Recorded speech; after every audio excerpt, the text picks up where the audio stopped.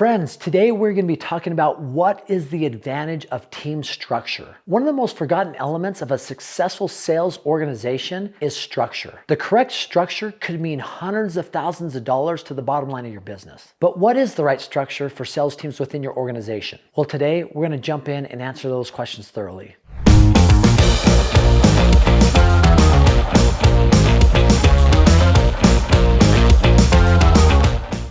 Most salespeople, when they hear the word structure, they kind of shun or they kind of shrug their shoulders a little bit. That's the last thing they want to hear. But the absolute best sales teams I've ever seen operated under a perfect structure, and a structure that fostered competition, compensation, and community. Today, I want to outline the perfect structure for your sales organization. First, I want to dive into what type of environment will allow sales to thrive. Next, I want to talk specifically about structure. And finally, I want to dive into the specific elements inside that structure that create achievement and winning for you and your team. If you're ready, let's go. So what environment best fosters sales? Now, I've talked about this a lot in some of my other episodes, but I'm a big believer in it. So if you're seeing this video for the first time and you've never heard it before, awesome. If you've heard it before, bear with me because I think it's important and it's worth repeating. I believe in culture like you wouldn't believe. So just to give you a story, I've coached athletics for probably the last 4 or 5 years at a high level. And many of the individuals that have been on my teams, I've been fortunate to have awesome, amazing individuals, but they love to be part of the organization because from the coaches down to the athletes, we have a culture of energy, excitement, of love, of unity, and people want to be a part of that. If people can be part of something that they feel they're becoming a better individual, a better person, a better athlete, a better salesperson, they want to be a part of that. And it permeates every industry. Culture is something that can be taught and it can be improved and grown within any organization, whether it's in a company or in a team or even a family unit, right? Culture is paramount when it comes to creating lasting success. And there's 3 things that I believe go into culture, right? The first one is helping them believe, right? If you believe in somebody, they believe in themselves. And it might take time, but belief is a big part of it. So number 1 is believe. The next thing, you want them to be part of something. As I mentioned earlier, being a part of something that is going in the right direction, or at least has the belief that they're going in the right direction, and eventually that will come, that is something exciting to be a part of. So believe, belong, and then become. As I mentioned, if somebody is becoming a better version of themselves or better personally, that is something that just fosters success. So believe, belong, become is a mantra that I've always used in the teams that I coach to the organizations that I manage.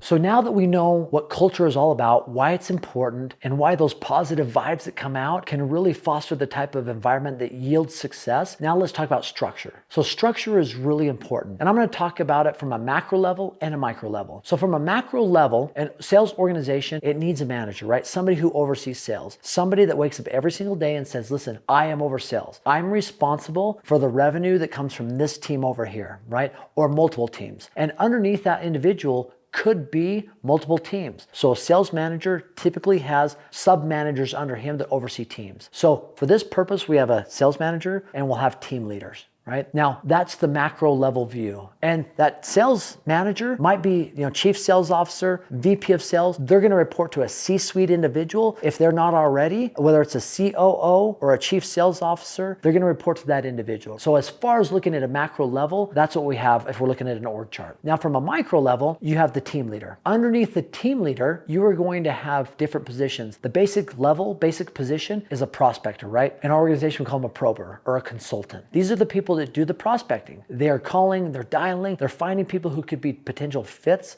or opportunities or customers for your business. And they're constantly prospecting. Right above the prospectors or the consultants, you have the directors. These are individuals that have done the prospecting, they're good at it, and now they understand more how things work, and they're typically also called a closer, right? So they can also prospect, but they can also close the deals and bring these customers into your business, right? So prospectors, directors, we like to call them, like I said, prospector could be something that's not the most exciting title, so we call them consultants, because that's really what they're doing, right? They're consulting with people to see if we're a good fit for them, and also if they're a good fit for us. So they're consulting with these individuals. Then the directors, they direct whether these people come into our organization or not, and then the team leader. Now, one step I like to go that's a little bit deeper is I like to have assistant team leaders in each organization, right? Because if you have 2 of them on a team and they each oversee 3 to 5 individuals, that can be a powerful structure that really allows success to thrive. Now, why does it do that? 1, it creates competition. This mini team versus this mini team under a bigger team. Now, it also provides career career path and opportunity. So if you're good here, you then become this level, and then an assistant team leader, then a team leader, and then there's potential to move on and up from there. So that creates energy and excitement for opportunity, right? People are motivated by opportunity, and the right type of structure is going to create the opportunity that fosters that excitement.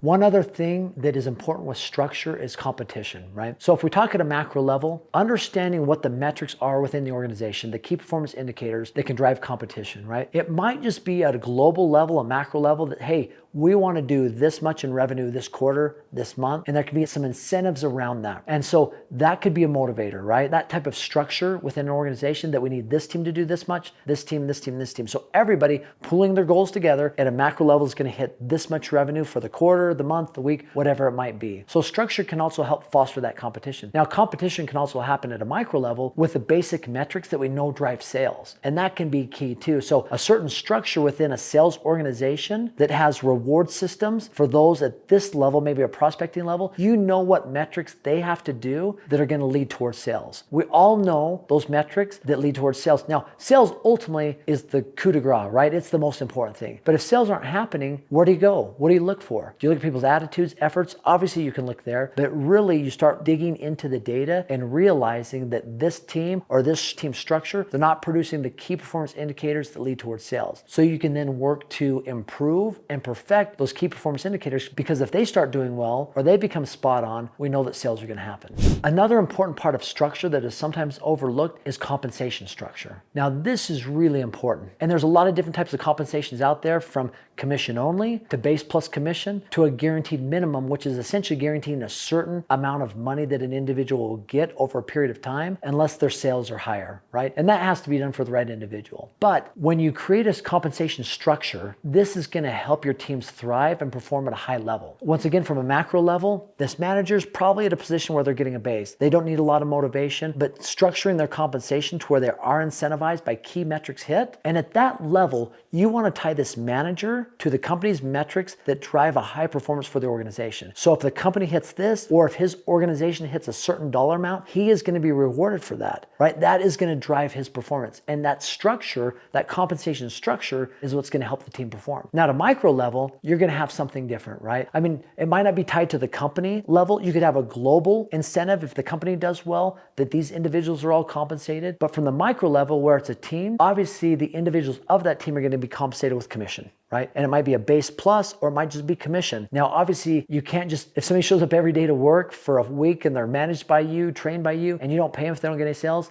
that's not going to work. That's not going to make some organizations happy. You need to talk to your attorney to make sure you're doing it the right way. But whatever structure you have for these individuals, the structure of the team leader and his compensation is really important, because he can make all of his money through sales, right? And if you do that, you're neglecting the team. If you say, listen, team leader, we're only going to pay you on the sales that you do. And let's say all he focuses on sales, but the team doesn't do very well. He can still make a good income just by focusing on himself. But is that really what you want for the leader of your team? Absolutely not. So you've got to set up a compensation structure that incentivizes him to train and manage his team. And this became really tricky in our organization. So what we had to do is we would compensate them on their team's volume minus their own personal volume, right? So they wouldn't double dip. When their team's volume minus their personal volume, they were compensated. And we compensated them on a per man average of the members of their team. So if the team did $50,000 in sales and there's 5 of them, and you take out, say, his $10,000 in sales, it's $40,000, and $8,000 per man average might hit a higher mark